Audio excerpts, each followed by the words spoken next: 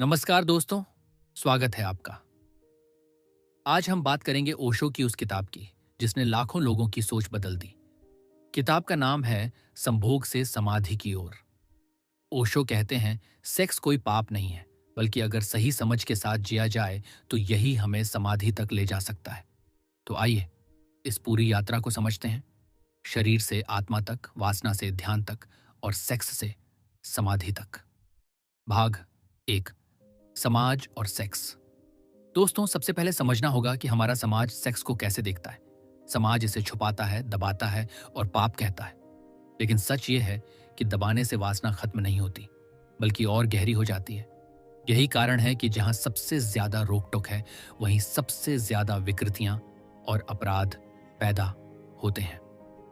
ओशो कहते हैं सेक्स को छुपाओ मत, दबाओ मत, बल्कि समझो। प्रकृति ने जो हमें दिया है वो गलत नहीं हो सकता। गलत केवल हमारी सोच और हमारी कंडीशनिंग है। भाग दो, सेक्स ऊर्जा है। सेक्स केवल एक शारीरिक क्रिया नहीं है, बल्कि यह जीवन की सबसे बड़ी ऊर्जा है। अगर हम इस ऊर्जा को रोकेंगे तो यह हमें बीमार बना देगी, हमारे भीतर विकृति पैदा कर देगी। लेकिन अगर यही ऊर्जा सही दिशा पाए तो यही प्रेम में बदलती है, कला और रचनात्मकता में बदलती है और अंत में ध्यान में बदल जाती है। ओशो कहते हैं नदी को बहने दो तो वह समुंदर तक पहुंच जाएगी, लेकिन अगर उसे रोक दोगे तो वह दलदल बन जाएगी। सेक्स ऊर्जा भी बिल्कुल वैसी ही है। भाग तीन, सेक्स से प्रेम। अब सवाल है, सेक्स से प्रेम कैसे पैदा होता है? ओशो कहते हैं जब हम केवल शरीर के स्तर पर रुक जाते हैं तो सेक्स बस एक क्षणिक सुख देता है, लेकिन अगर इसे गहराई से जिया जाए तो यह हमें प्रेम तक ले जाता है। सेक्स दो शरीरों का मिलन है, लेकिन प्रेम दो आत्माओं का। सेक्स बीज है, प्रेम उसका फूल है। बीज को बोए बिना फूल नहीं खिल सकता। इसी तरह सेक्स को समझे बिना असली प्रेम जन्म नहीं ले सकता। भाग चार, प्रेम से ध्यान। प्रेम इंसान को वर्तमान में जीना सिखाता है। जब प्रेम गहरा हो जाता है तो इंसान भीतर से संतुष्ट हो जाता है, और जब भीतर संतुष्टि होती है तभी ध्यान का द्वार खुलता है। ओशो कहते हैं प्रेम ध्यान का पहला स्वाद देता है, और यही स्वाद धीरे धीरे समाधि की ओर ले जाता है। इसलिए प्रेम केवल भावना नहीं है, यह एक साधना है। भाग पांच, तंत्र और रूपांतरण। ओशो तंत्र की बात करते हैं।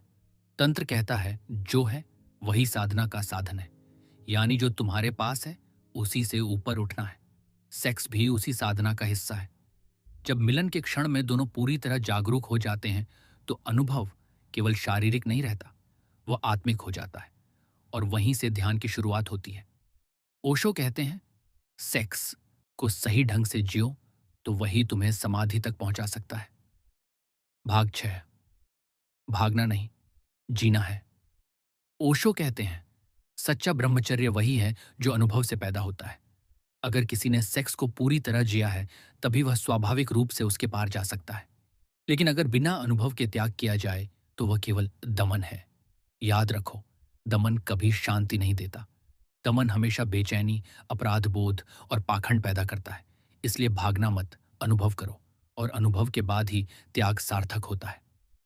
निष्कर्ष, दोस्तों, ओशो की इस किताब का सार यही है, सेक्स कोई पाप नहीं है, यह सबसे बड़ी ऊर्जा है। अगर इसे दबाया जाए तो यह विनाश करती है, लेकिन अगर इसे समझा जाए और जागरूकता से जिया जाए तो यही ऊर्जा बदलकर प्रेम बनती है। फिर प्रेम से ध्यान और ध्यान से समाधि, यानी सेक्स से समाधि तक का सफर एक ही ऊर्जा की यात्रा है। तो दोस्तों, उम्मीद है कि आपको ओशो की किताब संभोग से समाधि की ओर की यह झलक पसंद आई होगी। अगर आप भी जीवन को गहराई से समझना चाहते हैं तो इस किताब को जरूर पढ़िए। धन्यवाद।